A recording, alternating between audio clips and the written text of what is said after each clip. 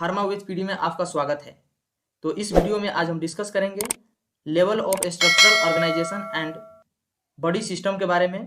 तो ज़्यादा टाइम नहीं लेते हुए इस वीडियो को स्टार्ट करते हैं।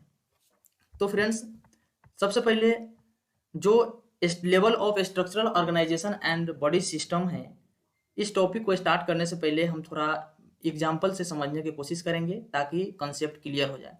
तो सबसे पहले समझते हैं ऑर्गेनाइजेशन के मतलब होता क्या है। तो फ्रेंड्स, ऑर्गेनाइजेशन के मतलब होता है संस्था। ठीक है, जैसे हम एग्जांपल लेते हैं, जैसे कोई भी कॉलेज हो गया, तो कॉलेज क्या है? एक संस्था हो गया। तो कोई भी कॉलेज को रन करने के लिए, अच्छा से चलाने के लिए कॉलेज में क्या क्या होना चाहिए? डायरेक्टर होना चाहिए, एचओडी होना चाहिए, प्रिंसिपल होना चाहिए, टीचर होना चाहिए और भी बहुत सारे चीज होना चाहिए कोई भी कॉलेज को अच्छा से रन करने के लिए।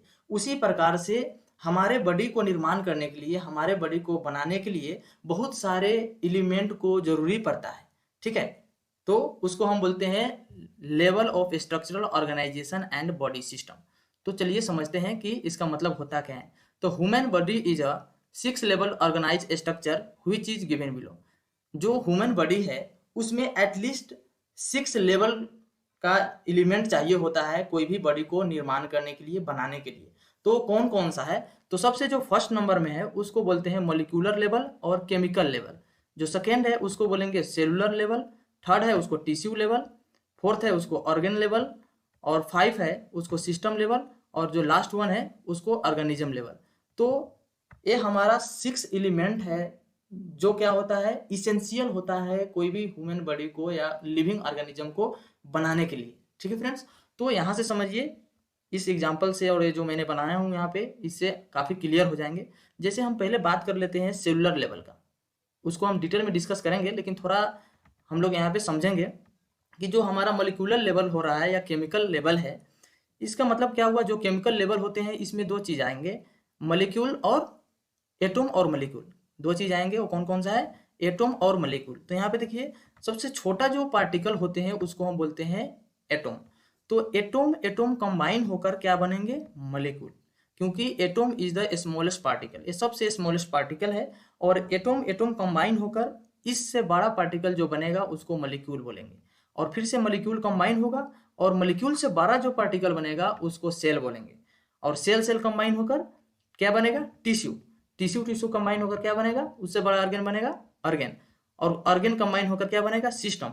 और सिस्टम कंबाइन होकर क्या बनेगा? हमारा होल बॉडी बनेगा, जिसको ऑर्गेनिज्म बोलेंगे। ठीक है फ्रेंड, तो चलिए अब हम एक नंबर से समझते हैं कि मॉलिक्यूलर लेवल और केमिकल लेवल में क्या क्या आते हैं और क्या उसका काम है। तो फ्रेंड, मॉलिक्यूलर लेवल और केमिकल लेवल के मतलब क्या है कि chemically human body is formed by various atom and molecule. ये ऑलरेडी मैंने यहाँ पे बता दिया आपको कि जो ह्यूमन बॉडी है उसको बनाने के लिए बहुत सारे प्रकार का क्या चाहिए होता है? एटम चाहिए होता है और एटम कंबाइन होकर क्या होता है? उससे बड़ा मॉलिक्यूल बनता है। ये दो चीज इसेंशियल होता है सबसे स्टार्टिंग में कोई भी बॉडी को, लिविंग बींग्स को बनाने के लिए, एटम एंड मॉलिक्यूल्स। ठीक है, तो एटम में हम समझते हैं एटम में क्या क्या आएंगे। जैसे कार्बन हो गया, हाइड्रोजन हो गया, नाइट्रोजन हो गया, ऑक्सीजन हो गया, फास्फोरस हो गया, और भी एटम हो सकते, और भी एटम होंगे। जो क्या होता है? जरूरी होता है। इसेंशियल मीन्स होता है आवश्यकता, जरूरी।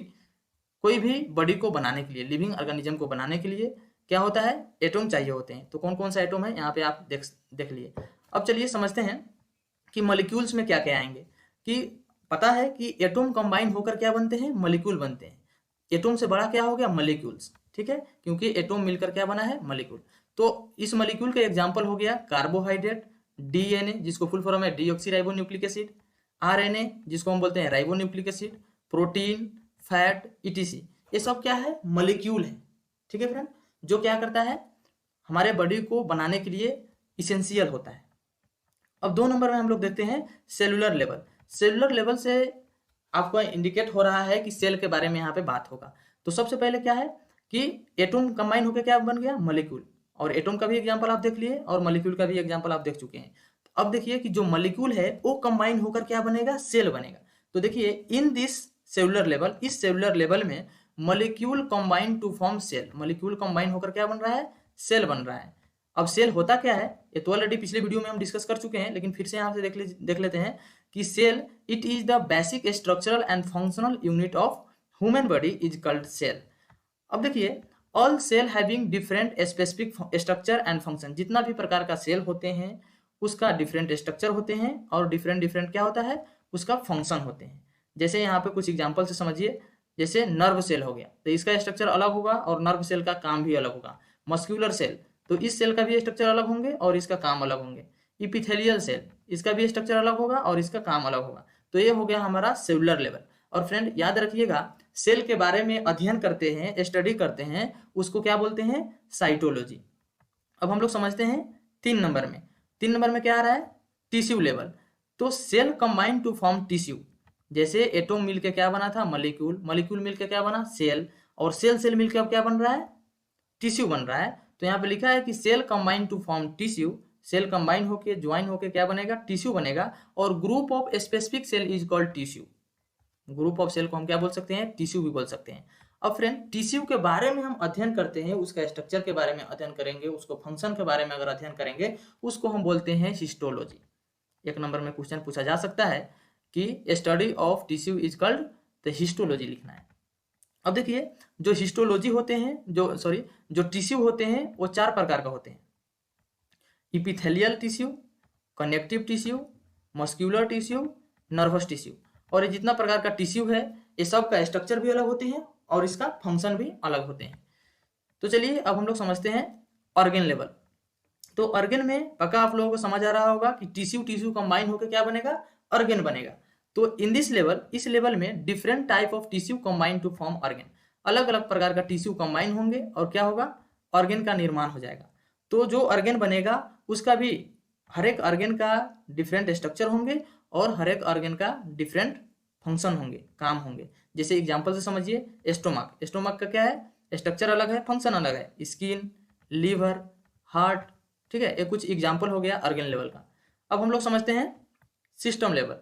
तो सिस्टम में क्या आएगा कि ऑर्गन कंबाइन होकर क्या बनेगा, सिस्टम बनेगा। जैसे हम लोग स्टार्टिंग से पढ़ रहे हैं कि एटम मिलके क्या बनेगा फ्रेंड, मॉलिक्यूल बनेंगे। मॉलिक्यूल मिलके क्या बनेगा, सेल बनेगा। सेल मिलके क्या बनेगा, टिश्यू बनेगा। टिश्यू मिलके क्या बनेगा, ऑर्गन बनेगा। उसी प्रकार से ऑर्गन कंबाइन होकर क्या बनेगा, सिस्टम बनेगा। और सिस्टम कंबाइन होकर क्या बनेगा, ऑर्गेनिज्म बनेगा, हमारा होल बॉडी बन जाएगा। तो उसी प्रकार से यहाँ पे देखते हैं कि ऑर्गन कंबाइन होकर क्या बन रहा है, सिस्टम बनेंगे। और जो भी डिफरेंट प्रकार का सिस्टम है उसका डिफरेंट स्ट्रक्चर होगा और हर एक सिस्टम का डिफरेंट काम होगा। तो टोटल 11 सिस्टम प्रेजेंट होते हैं ह्यूमन बॉडी के अंदर। वो कौन कौन सा है, यहाँ पे देखिए, digestive system, muscular system, integumentary system, excretory system, reproductive system, circulatory system, respiratory system, skeletal system, immune system, nervous system and endocrine system.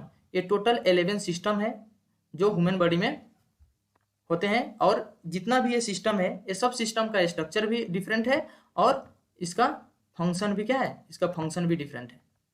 ठीक है, अब हम लोग समझते हैं जो 6 नंबर में आएगा, ऑर्गेनिज्म लेवल। तो इससे क्या क्लियर हो रहा है कि सिस्टम कंबाइन होगा तो क्या होगा, ऑर्गेनिज्म बनेगा। तो देखिए, all type of body part, all type और part of human body functioning together to form organism. जितना भी हमारा बॉडी पार्ट है वो सब एक साथ मिलकर काम करेंगे तो क्या होगा, उसी को हम बोलते हैं ऑर्गेनिज्म। तो क्या होगा, सेल, जैसे एटम मिलके क्या बना, मॉलिक्यूल मिलके क्या बना, सेल बना। उसी प्रकार से सेल मिलके टिश्यू बना, टिश्यू मिलके ऑर्गन बना, और ऑर्गन मिलके क्या बना फ्रेंड्स, सिस्टम। और सिस्टम मिलके क्या हो गया, पूरा एक ह्यूमन बॉडी का निर्माण हो गया। देख सकते हैं आप। तो फ्रेंड्स, अगर वीडियो अच्छा लगा हो तो इस वीडियो को लाइक कीजिए, सब्सक्राइब कीजिए और अपना फ्रेंड्स के साथ शेयर कीजिए ताकि उन लोगों को भी हेल्प हो जाए। Thank you.